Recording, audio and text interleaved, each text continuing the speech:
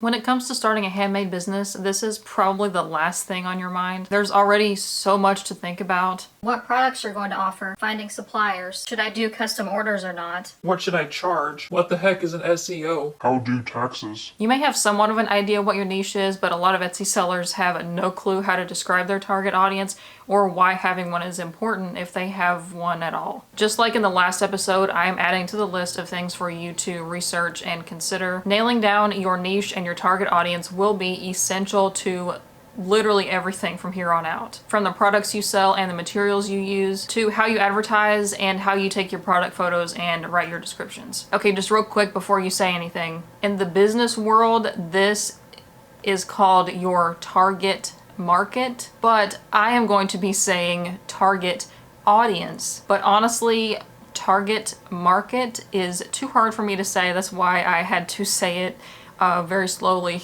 I know they're not quite the same thing, but this is my channel and I make the rules. So you're welcome for not having to listen to me say target marker for the next 20 minutes or so. This is episode 3 of my How to Start an Etsy Shop series. I will have the full playlist linked in the description where I'll be adding new episodes as they are published. If you're serious about starting an Etsy shop or growing your existing one, I highly suggest to go back and watch the first 2 episodes if you haven't already. And if you're watching this sometime after I've posted it, then you can go ahead and watch future episodes as well. Okay, this video is going to go over your niche and your target audience. It doesn't entirely matter which one we talk about first, but I feel like it's going to be a bit easier to understand your niche, so let's start there. A niche is basically your thing, using air quotes, your thing, or just what kind of products you're selling. It is pretty hard to explain what niche means sometimes, so I think describing it as your thing is the most simplest way I can put it. Of course, the word niche can apply to things outside of business or Etsy shops,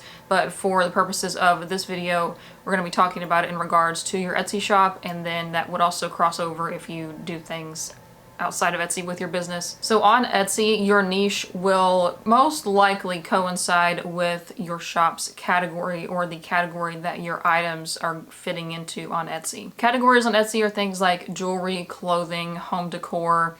Those tabs at the top when you go to Etsy.com and it shows you the different categories you can browse by. So it will generally fit into one of those, but your niche should be a bit more specific. And all of this assumes that you've already figured out what kind of things you're going to be making and selling. But I think the vast majority of people will go into starting an Etsy shop with something in mind or even have already made some things. So we will talk about how to figure out what products to make in a future video if you don't know already. I think a good trick to figuring out what your niche is and how to explain it would be to pretend like you are having to explain it to somebody that you just met very briefly. So if you tell somebody that you're an Etsy seller, they're probably going to ask you what you make. In reality, I usually don't offer up that I'm an Etsy seller when somebody asks what I do, but just pretend like you did, okay? So if they ask you what you make, you're probably not going to just say jewelry or clothes or home decor, right? You might say something like, oh, I make embroidered t-shirts or I make wedding decorations. We're getting a little bit closer, but we still need to narrow it down just a bit farther. So just as an example, if you do embroidered t-shirts,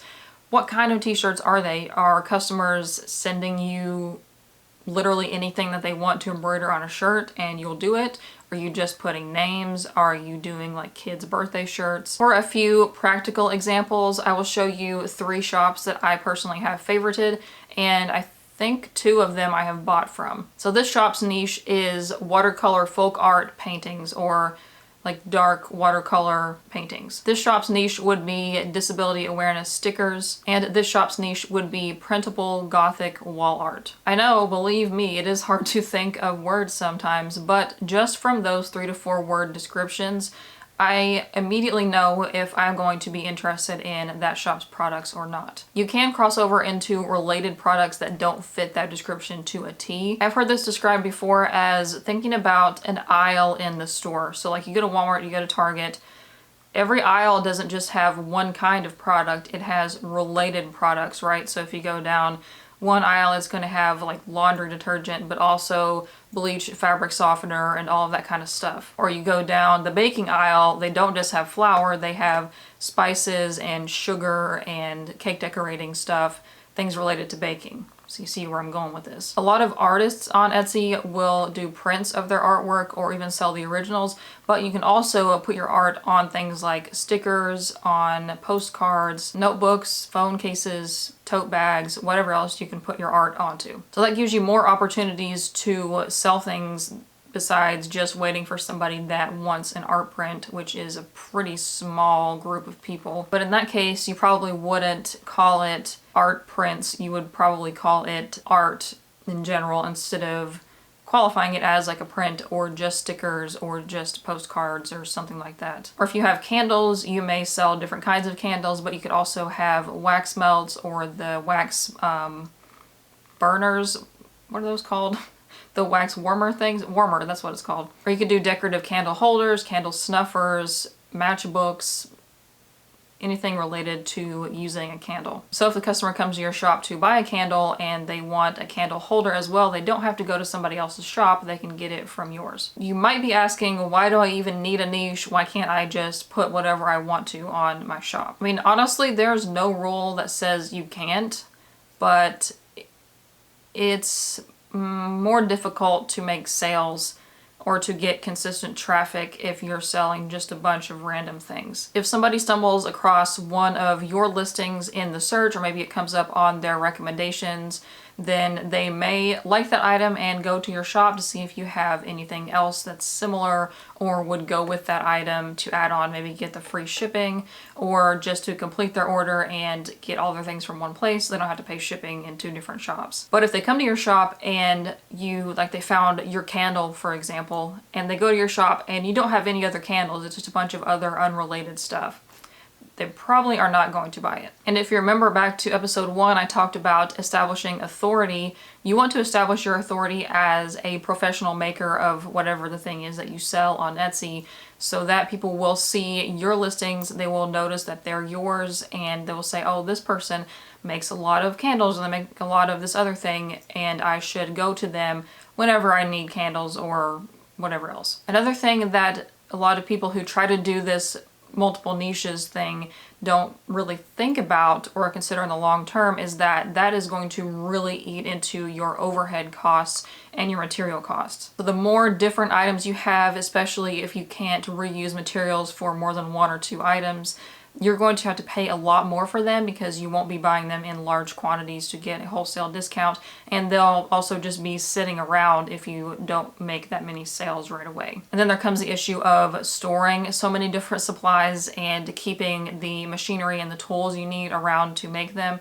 So like if I wanted to start selling candles, my products are made with fabric. I cannot make candles in this room with this fabric, so I would need an entirely separate room to do that. And I'd also need storage for wax and the scents and all that kind of stuff. I think finding your niche is fairly easy. Most people just don't think about it. But what a lot of people have trouble with is their target audience. I get questions all the time like, how do I figure out what my target audience is, or who is my target audience? That's up to you. Like, I can't answer that for you. So your target audience is going to coincide with your niche, because the people who you are trying to advertise to or you're trying to get to buy your products should obviously be interested in buying those products, right?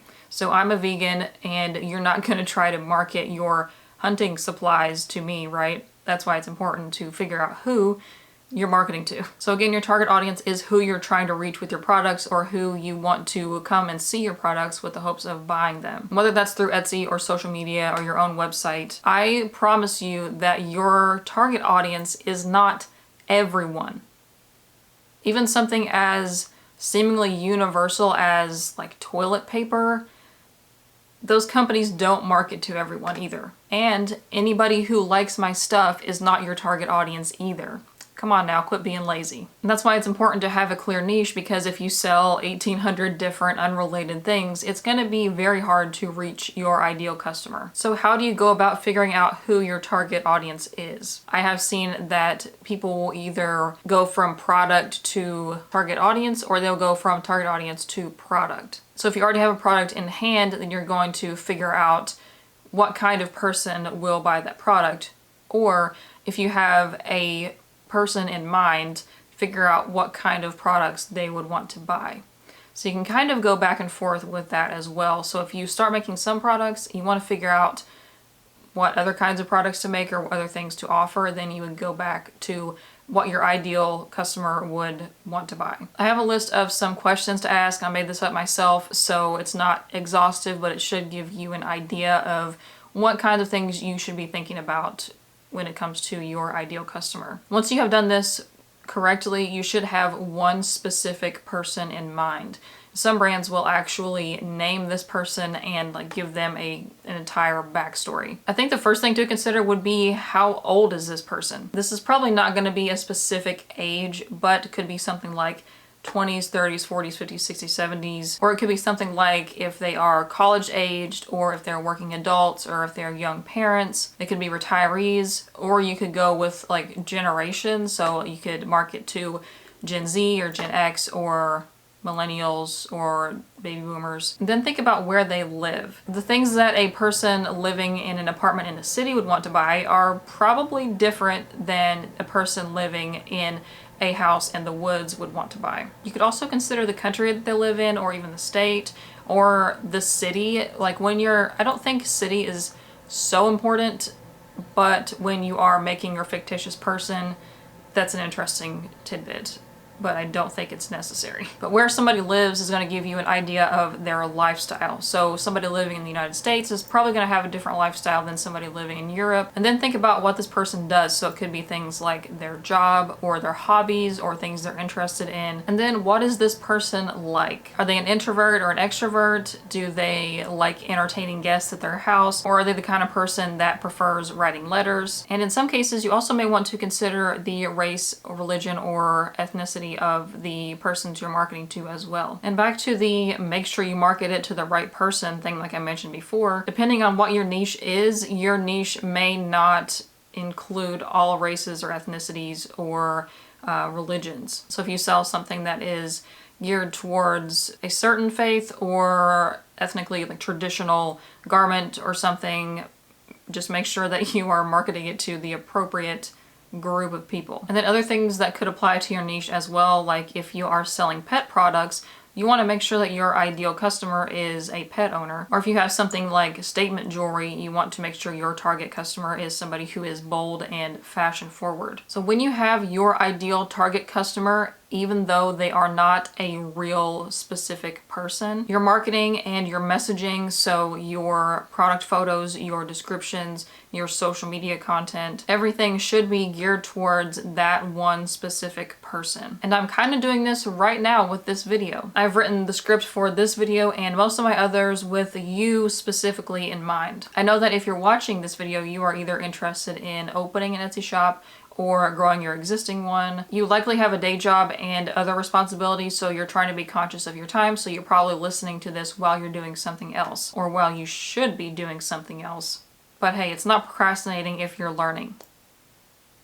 Your homework for today is to actually write down what your niche is, or come up with a list of options if you haven't chosen one yet. And start writing as much as you can about your target customer. You could even give them a name or like draw a picture of them. You can make a collage or a Pinterest board even if you like doing that. That is all for me today. I will see you next week with episode 4. This is episode 3 of 3. Yes, I can count. I am from Kentucky, so leave me alone.